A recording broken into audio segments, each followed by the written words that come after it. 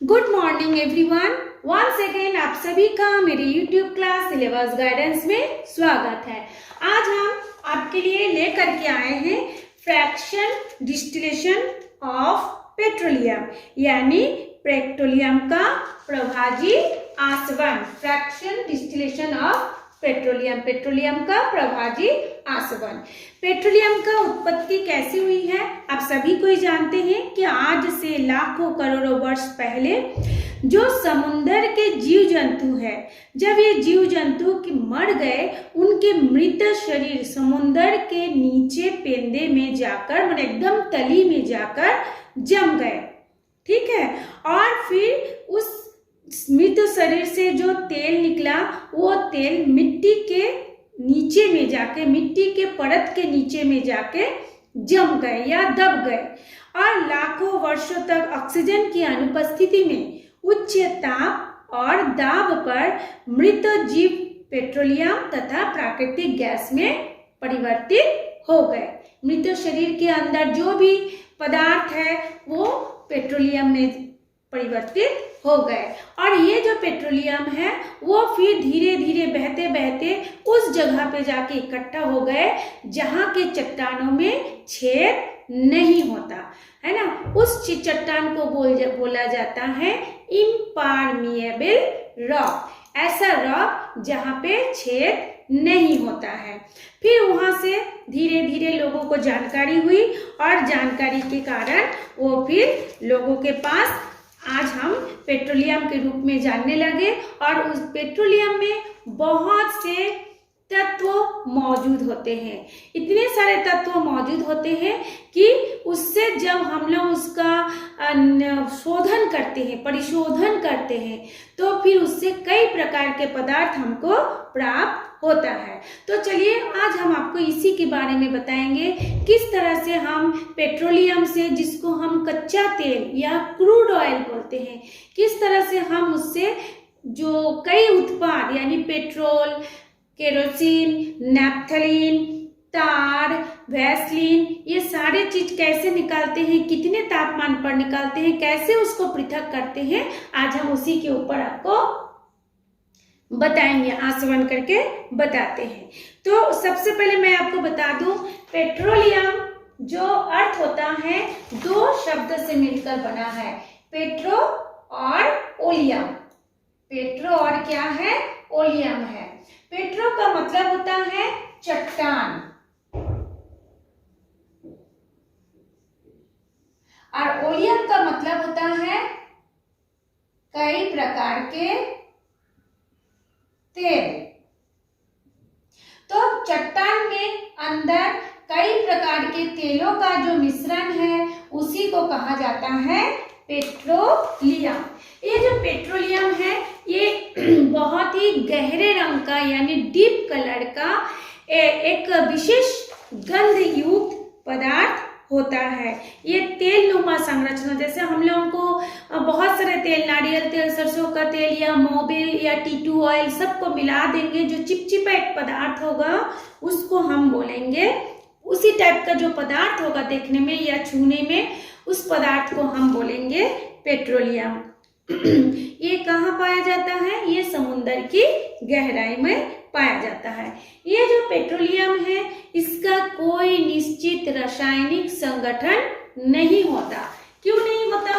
क्योंकि ये जो पेट्रोलियम है वो कई प्रकार के तेल होते हैं, इसके अलावा कई प्रकार के और भी पदार्थ होते हैं, साथ ही ये बहुत सारे हाइड्रोजन और कार्बन से मिलकर बने होते हैं। जैसे मान लीजिए मेथेन, CH4 मेथेन हो गया, C2H6 एथेन हो गया, C3H8 प्रोपेन हो गया। ऐसे methane, ethane, propane, butane, pentane, या फिर आपका जो नैप्थलीन है, जो रोड बनता है काले रंग का पदार्थ, तार बोलते हैं जिसको, या जो वैसलीन है, ऐसे कई पदार्थों का मिश्रण होने के कारण इस पेट्रोलियम का निश्चित कोई संरचना या रासायनिक संरचना नहीं होता है। तो जब इसका रासायनिक संरचना नहीं होता है तो उसमें से हम ये मेथेन, एथेन कैसे निकालते हैं, चलिए आज हम उसको आपको चित्र सहित बताते हैं।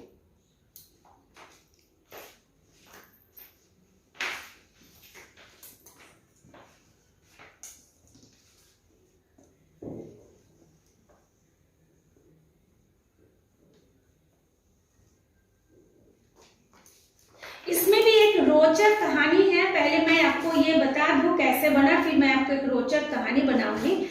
सबसे पहले ये जो पेट्रोलियम है उसको एक भट्टी में, जिसको हम बोलते हैं फार्नेस, इसको थोड़ा और नीचे से बनाते हैं।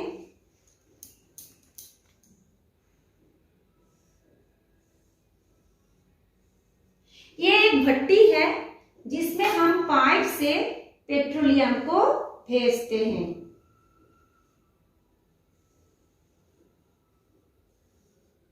पाइप से हम ये इसमें पेट्रोलियम को भेजेंगे। ये होता है कच्चा तेल या फिर इसको हम बोलते हैं क्रूड ऑयल। अब हम लोग इसका तापमान रखते हैं 600 डिग्री सेंटीग्रेड। इसका तापमान कितना होता है? 600 डिग्री सेंटीग्रेड। अब ये कच्चा तेल यहाँ पे आ रहा है, ये पेट्रोलियम जिसको हम बोलेंगे, यहाँ पे इसका तापमान कर दिए 600 डिग्री सेंटीग्रेड। जब ये 600 डिग्री सेंटीग्रेड जब हम इसको गर्म करेंगे तो उसमें से क्या निकलेगी? भाप निकलेगी। आप सब जानते हैं, जैसे आप चावल पकाते हैं, दाल पकाते हैं, जब पानी उबलने लगता है तो उसमें से क्या निकलता है? भाप निकलता है। उस भाप को बोला जाता है वाष्प। उसको बोला जाता है वाष्प। इसी तरह से यदि लगातार ये वाष्प निकलते जाएगा, एक परिस्थिति ऐसे आएगी कि पूरी चावल पक जाएगी और भाप पूरी तरह से निकल जाएगा। एक स्थिति ऐसे आएगी जब भाप पूरी तरह से निकल जाएगा तो वो चावल क्या होगा? जलने लगता है ना। तो ये जो वाष्प बनता है गर्म करने से, ये जो वाष्प बनेगा, इस वाष्प को अब हम एक दूसरे स्तंभ, जिसको बोला जाता है प्रभाजक स्तंभ यानी फ्रैक्शनल कॉलम, प्रभाजक स्तंभ फ्रैक्शनल कॉलम में भेजेंगे। वो कैसा होगा देखने में? ये देखिए, वो ऐसा मैं बना रही हूं, आप ध्यान से देखिए।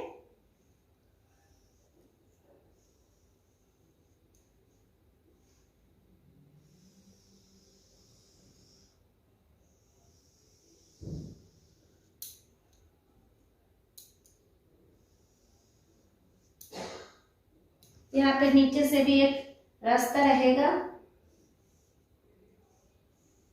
आप लोगों को दिख रहा होगा। ये नहीं दिख रहा है, एक मिनट, ये नहीं दिख रहा, मैं इसको थोड़ा सा ऊपर से बनाती हूँ ना, ये दिख नहीं रहा है, ऐसे बना देती हूँ तो आपको दिखेगा। यहाँ से भी एक रास्ता होगा, आपको ये दिख रहा होगा, और थोड़ा ऊपर से बनाना पड़ेगा। हम फिर से इसको ट्राई करते हैं। ये एक हमारा सबसे पहले एक भट्टी है, इस भट्टी में हम गर्म हवा भेज रहे हैं।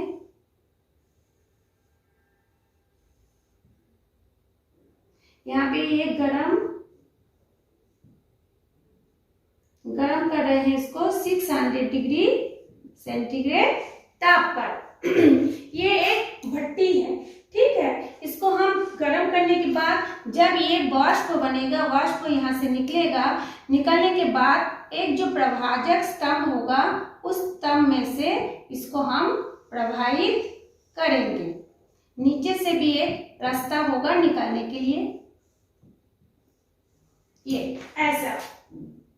अब ये जो प्रभाजक स्तंभ है ये इस टाइप का बना होता है, यहाँ से भी रास्ता होता है निकालने के लिए। अब ये कैसे बनता है? प्रभाजक स्तंभ कैसा है देखिए, ऐसे, फिर आपका ये ऐसे बनता है, ऐसे, फिर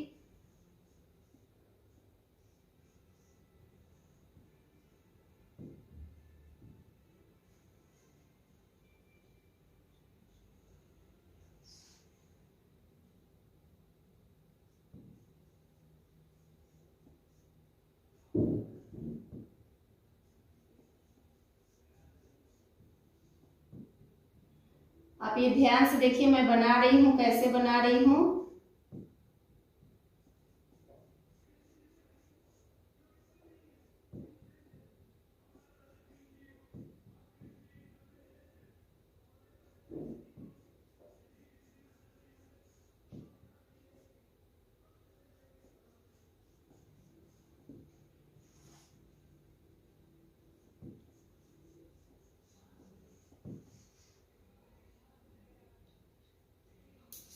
देखिए आप लोग गिने होंगे कि इसमें 10 तो मैंने ऐसा संरचना बनाए हैं, है ना।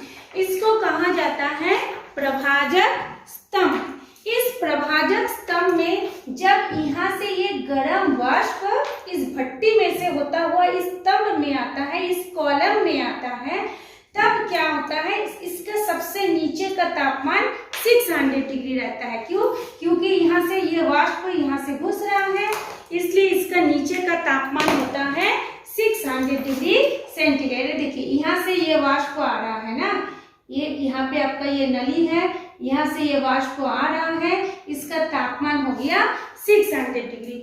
अब जब ये नीचे का तापमान 600 डिग्री है, जैसे जैसे ये वाष्प ऊपर की ओर जाता है, इसका तापमान घटते जाता है। जब आप कुछ चीज गर्म करते होंगे तो देखते होंगे, जब उस बर्तन के सामने में, मतलब जहां से भाप निकल रहा है, उस बर्तन के मुंह के सामने हाथ रखेंगे तो ज्यादा गर्मी लगेगा।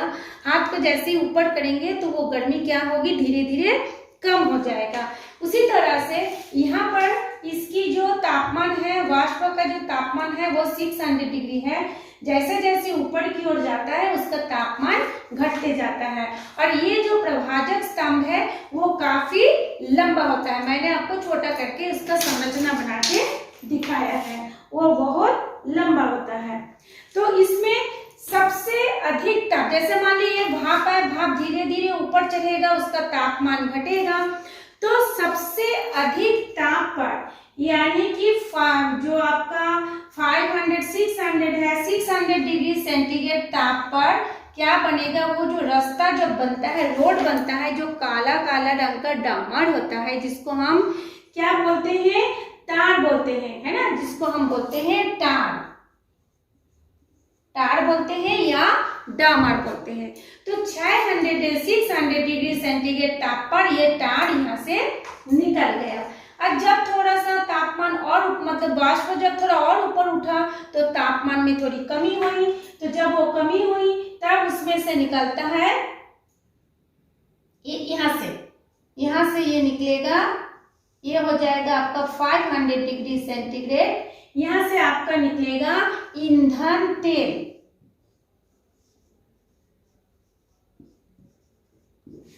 कौन सा ईंधन का तेल? जो कि जहाज या फिर जो भट्टियों में या बॉयलरों में ईंधन के रूप में जो यूज होता है, जैसे जो जहाज चलता है, पानी का जहाज होता है, या बड़े बड़े जो बॉयलर होते हैं वहां पे, या फिर जो भट्टी होती है, जैसे यहाँ पे देखिए ये भट्टी है, इस टाइप का जैसे और भी भट्टी होती है, उसमें जो ये निकलता है ईंधन तेल, 500 डिग्री सेंटीग्रेड पर ये ईंधन तेल निकल जाता है, ये ईंधन तेल निकल गया। ठीक, जैसे जैसे और ऊपर जाता है वैसे में बहुत से पदार्थ ऐसे निकलते जाता है। मान लेते हैं यहाँ पे आ गया आपका 340 डिग्री, ये यहाँ से निकलेगा 340 डिग्री सेंटीग्रेड पर, यहाँ पे निकलता है आपका गैस तेल।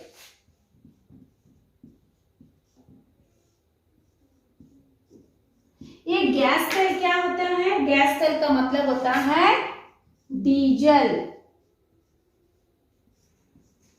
जिसमें से आपका भारी वाहन जैसे ट्रक, बस, रेलगाड़ी के इंजन, इस टाइप के जो भारी जो इंजन होता है, भारी इंजन जो होता है, ये उससे डीजल से ही वो चलता है। तो कितने डिग्री तापमान पर निकलता है?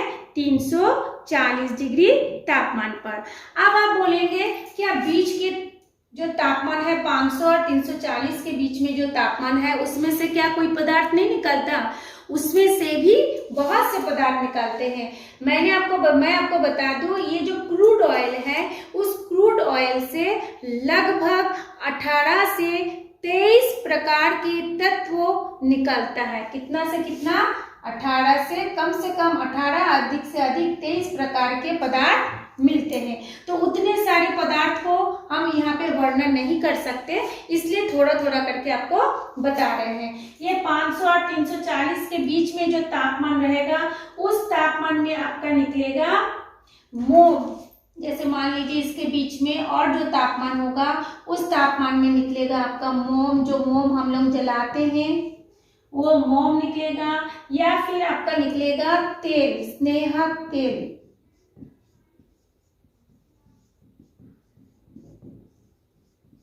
स्नेहक तेल, ये स्नेहक तेल क्या है? जैसे मशीनों में जो तेल हम डालते हैं या उसको बोलते हैं स्नेहक तेल, या फिर जो पुर्जे होते हैं मशीन के, जो छोटे छोटे पार्ट्स होते हैं, इस पार्ट्स को रगड़ने से या घिसने से बचाने के लिए जो तेल का हम इस्तेमाल करते हैं उसको भी बोलते हैं स्नेहक तेल।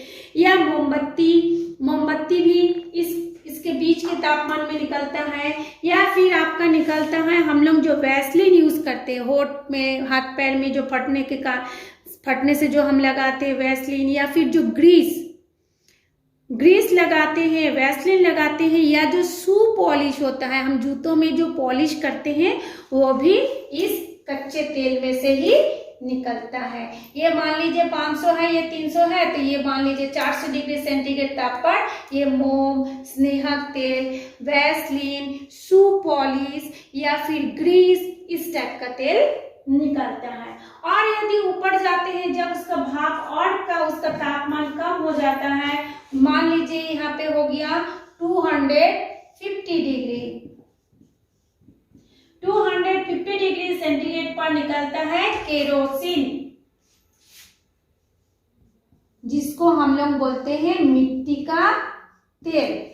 आपके घरों में होगा नीला रंग का तेल आने लगता है आजकल, पहले जमाने में वो व्हाइट कलर में, मतलब एकदम कलरलेस कलर था, पानी के कलर में था, आजकल वो नीला रंग में आ रहा है। क्यों? क्योंकि सब कोई उसको मिलावट करते हैं, पेट्रोल में, डीजल में मिलाते हैं तो कलर कर देते हैं ताकि मिलावटी कम हो और हमको पता भी चले कि ये केरोसिन है। पहले में बहुत हादसा भी होता था, आग जल जाती थी। तो 250 डिग्री सेंटीग्रेड जब वाष्प का तापमान होगा तब वो उसमें से निकलेगा केरोसिन। ये केरोसिन का उपयोग क्या करते हैं? हम घरों में बत्ती जलाने के लिए, स्टोव जलाने के लिए इस्तेमाल करते हैं। उसके ऊपर और थोड़ा सा जाएंगे, तापमान जब और घटेगा, मान लीजिए 170 डिग्री सेंटीग्रेड तापमान पर जब चलेगा तब उसमें से मिलेगा नैप्था।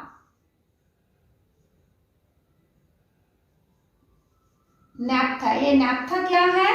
नैप्था से नैप्थलीन बनता है।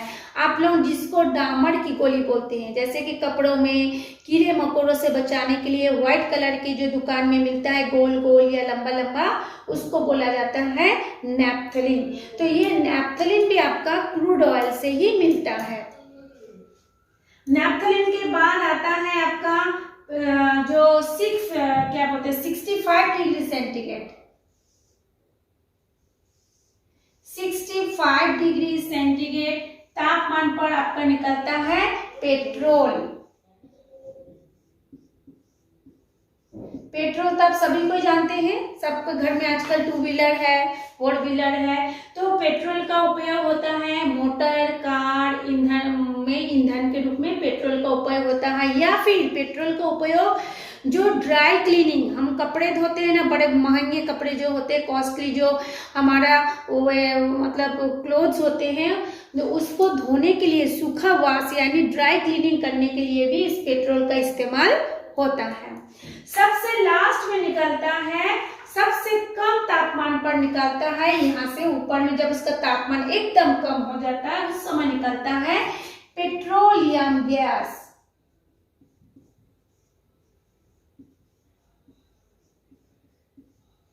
ये पेट्रोलियम गैस क्या है? पेट्रोलियम गैस होता है ब्यूटेन, प्रोपेन। ये ब्यूटेन प्रोपेन का इस्तेमाल कहाँ पे होता है? हम जो घरों में गैस में जो सिलेंडर में जो गैस भरते हैं वो ब्यूटेन का रहता है। तो ब्यूटेन, प्रोपेन, एलपीजी ईंधन में और टायर उद्योग में इस पेट्रोलियम गैस का उपयोग होता है। तो मैंने आपको बताया यहाँ पे 18 to 23 टाइप्स ऑफ जो एलिमेंट्स होते हैं, जो तत्व होते हैं, वो उसमें से ये निकलता है। तो उनमें से हमने आपको कुछ ही प्रकार के तत्वों के बारे में बताया है। अब हमारे पास एक प्रश्न आता है, फ्रैक्शनल डिस्टिलेशन, यानी फ्रैक्शन का मतलब फ्रैक्शनल होगा यहाँ पे, फ्रैक्शनल डिस्टिलेशन। प्रभा जी, आसवन का मतलब क्या है?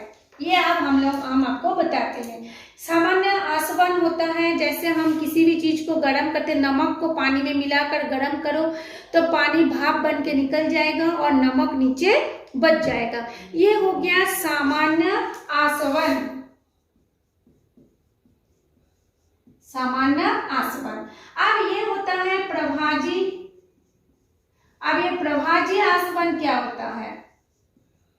प्रभाजी आसवन का मतलब होता है जब बहुत से द्रव पदार्थ, बहुत से द्रव पदार्थ मतलब जैसे आपने देखा ये बहुत से द्रव पदार्थ है, या फिर मान लीजिए आप कई प्रकार के तेल मिला दिए, सरसों तेल, नारियल तेल, तिल का तेल, अलसी का तेल, फिर आपका घी है ना, वनस्पति तेल, डालडा, दूध, आपका पानी, ऐसे बहुत से द्रव पदार्थ जब आपस में मिले होते हैं जिनका क्वथनांक में बहुत कम अंतर होता है, उसको अलग करने के लिए ये प्रभाजी आसवन का उपयोग या प्रभाजी कलम का या स्तंभ का उपयोग करके हम उसका आसवन करते हैं।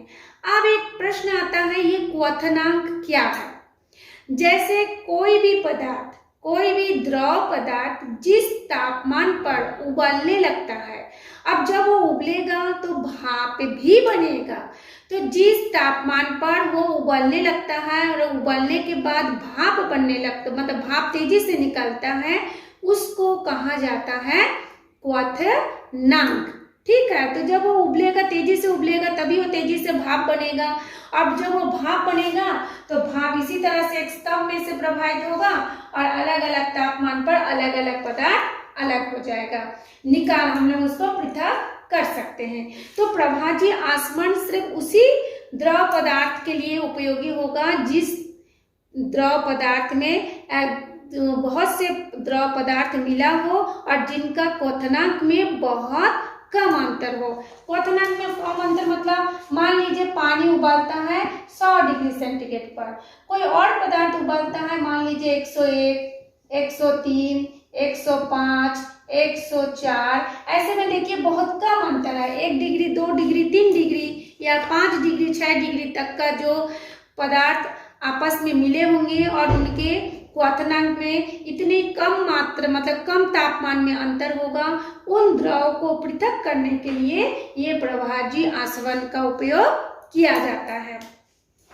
ये था आज आप लोगों का पेट्रोलियम का प्रभाजी आसवन। ये जो पेट्रोलियम का आविष्कार कैसे होगा ये भी एक मतलब बहुत ही रोचक बात है।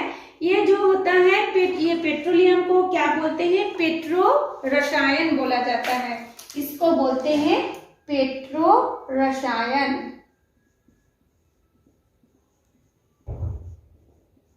हाँ, अब ये पेट्रो रसायन में जो रोचक बातें हैं उसको मैं आपको बता रही हूँ।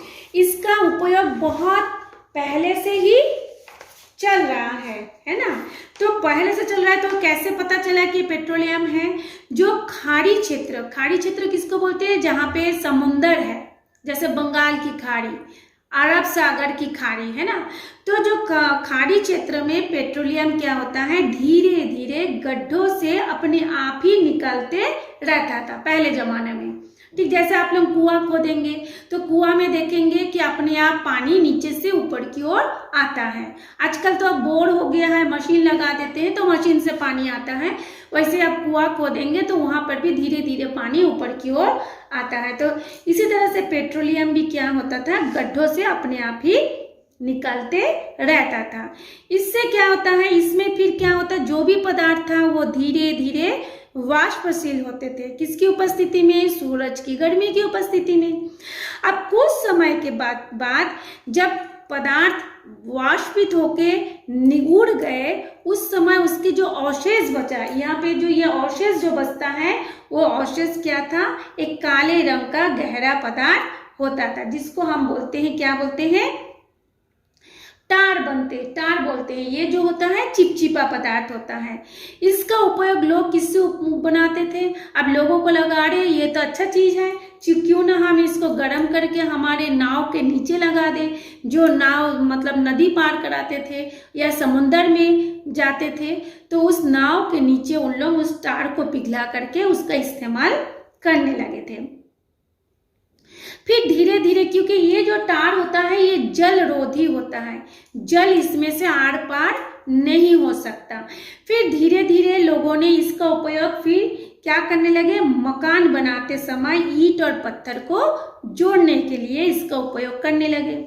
उसके लगभग 200 वर्ष जो पहले क्या होता है, मतलब उसके काफी समय के बाद, आज से लगभग 200 वर्ष पहले लोगों ने उसमें से मिट्टी तेल का आविष्कार किया। फिर उस मिट्टी तेल को उन्होंने अलग किया करके घर में प्रकाश के लिए या ईंधन के रूप में उपयोग करने लगे। ये 19वीं शताब्दी, जो 1900 शताब्दी था, 1900 शताब्दी के बीचों बीच में मध्य में पेट्रोलियम से जेली का प्राप्त हुआ। जेली किसको बोलेंगे, जिसको हम आजकल वैसलीन बोलते हैं, वैसलीन जेली या पेट्रोलियम जेली बोलते हैं। उस जमाने में इसको मजदूर लोग आविष्कार किए थे, क्योंकि मजदूर लोग ऐसे गरीब होते हैं, वो हमारे प्राकृतिक चीज़ों का ही इस्तेमाल करते हैं। तो उन्होंने लगा अरे ये तो अच्छा चीज़ है, पैर उनका जब पैर पड़ा तो पैर फटा हुआ था, वो ठीक हो गया। फिर उन्होंने उसका होठ में लगाना शुरू किया तो होठ भी ठीक हो गया। फिर धीरे धीरे धीरे धीरे ये पेट्रोलियम जेली जो है आजकल वैसलीन के रूप में हमारे सामने आने लगा। फिर उसके बाद लोग इसका सौंदर्य प्रसाधन यानी कॉस्मेटिक्स के लिए भी उपयोग करने लगे। फिर पेट्रो रसायन का उपयोग आजकल, फिर उसके बाद क्या करते हैं, हमारे पास जब रुई की कमी हो गई है ना, जब रुई की कमी हुई फिर सिंथेटिक कपड़े बनने लगे। सिंथेटिक कपड़े मतलब इसी में से पॉलिस्टर, नायलॉन, एक्रिलिक, कई प्रकार के धागा निकलने लगे। फिर उसमें से कपड़े बनने लगे। फिर इस कपड़े से फिर धागों से, कुछ धागों से रस्सी भी बनती है, मच्छरदानी भी बनने लगे हैं, हर चीज़ उसमें से मिलने लगा। फिर पॉलीथीन भी मिलने लगा, जो हम लोग पॉलीथीन का बैग आजकल इस्तेमाल करते हैं, पॉलीथीन का चप्पल, पॉलीथीन का बैग, पॉलीथीन का कोई भी घरेलू सामान इस्तेमाल करते हैं, वो भी इस क्रूड ऑयल से यानी पेट्रोलियम से ही प्राप्त होने लगा। और फिर आजकल तो प्लास्टिक का उपयोग इतना ज़्यादा हो गया है, ऐसा कोई घर नहीं होगा जहाँ पे प्लास्टिक का कोई उत्पाद ना दिखने में मिलता हो। और ये मतलब इसके कारण लोगों को क्या हो गया, इस उद्योग का देश की अर्थव्यवस्था में भी महत्वपूर्ण योगदान है। विभिन्न क्षेत्र में इससे बनी वस्तुओं का क्या करने लगे, व्यापार होने लगा, जिसका कारण उसकी महत्व भी धीरे धीरे बढ़ने लगे। यानी सोचिए, जो जीव जंतु समुद्र के नीचे मर गए, उन्हीं के अवशेष से एक पेट्रोलियम का पदार्थ प्राप्त हुआ। उस पेट्रोलियम से हमने कितने सारे पदार्थ को निकालने लगे, कितने सारे पदार्थ उसमें से मिलने लगा। और इसका जो शोधन करते हैं, यदि हम लोग, हमारे देश में पेट्रोल डीजल का बहुत महंगा है, यदि इस कच्चे तेल को खरीद के कुछ मतलब ऐसे स्तंभ बना करके इसको यदि हम अलग करते हैं, तो हमारा कम कीमत में ही ये पेट्रोल, डीजल, केरोसिन, जो भी नैफ्थलीन, जो भी हमारा उत्पाद हम इस्तेमाल करते हैं, उसका कीमत क्या हो जाएगा, कम हो जाएगा। और जब, क्योंकि ये पेट्रोलियम जो है हमारे भारत में बहुत कम मिलता है, आसाम में, डिगबोई, नाहरकाटिया, कुछ कुछ जगहों में, गुजरात में कुछ कुछ जगहों में मिलता है, लेकिन उसकी मात्रा बहुत कम है, इसलिए हमको बाहर से इसको खरीदना पड़ता है, जिस कारण हमारा पेट्रोल डीजल का दाम बढ़ता है। यदि हम इस कच्चे तेल को खरीद के भारत में ही इसको शोधन करेंगे, और तब फिर हमारा क्या होगा, पेट्रोल भी निकलेगा, साथ में इतने सारे पदार्थ भी निकलेगा, और उसका रेट भी कम हो जाएगा। हालांकि भारत में अभी ये शुरू हो गया है, लेकिन उतनी व्यापक रूप से इसका प्रसारण या प्रचार या उसका उत्पादन नहीं हो पा रहा है। जिस दिन पूरी तरह से उत्पाद होने लगेगा, ये पेट्रोल डीजल ऑटोमेटिक इसका रेट क्या हो जाएगा, दिनों दिन घटते जाएगा। तो ये था आज हमारा पढ़ाई कि पेट्रोलियम मतलब पेट्रोलियम का प्रभाजी आसवन किस तरह से उसको हम लोग अलग कर सकते हैं। तो इससे रिलेटेड यदि आपको कुछ भी पूछना हो, आप मुझे कमेंट्स करके पूछ सकते हैं, और यदि पसंद आ गया हो तो एक लाइक जरूर कर दीजिए। तो आज के लिए इतना ही, आप फिर हम मिलेंगे नेक्स्ट क्लास में।